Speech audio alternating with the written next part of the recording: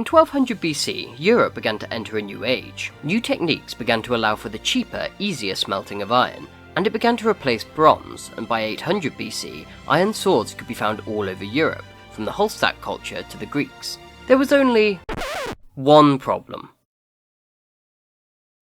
Oh dear.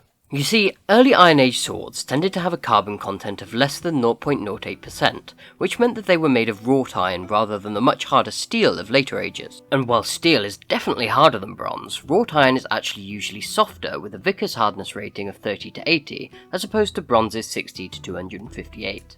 Practically what this meant was that it was very easy to bend early iron swords out of shape, and we have this passage from Polybius about the iron swords of the Gauls in the Battle of Telamon in 225 BC.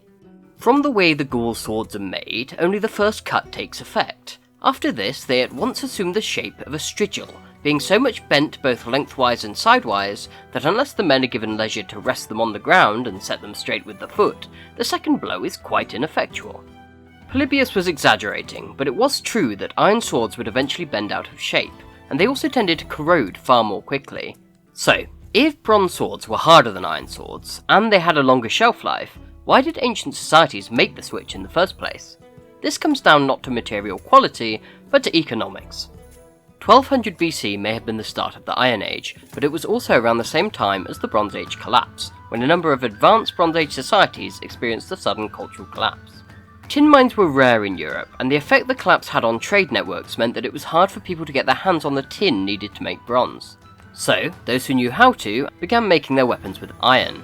It wasn't quite as hard as bronze, but if you needed to hack someone to death and there was no bronze on hand, it could still do the job. The centuries of ironsmithing practice, between the Bronze Age collapse and the regeneration of the tin trade network, saw the invention of cheaper and more efficient ways of working with iron. So, by the time that bronze was on the menu again, very few people, although not nobody, wanted to go back. After all, if your only way of making weapons was to trade tin with your enemies, you were in trouble when they decided to declare war on you, or if you wanted to go to war with them.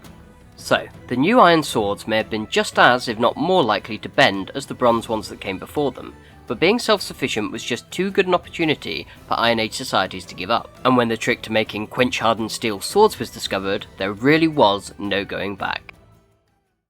I hope you enjoyed this video. If you did, remember to subscribe for future content. And thank you to my first $10 patron for helping me to produce higher quality content. If you'd like to support the channel with them, check out the Patreon link in the description below this video. I'll see you next time.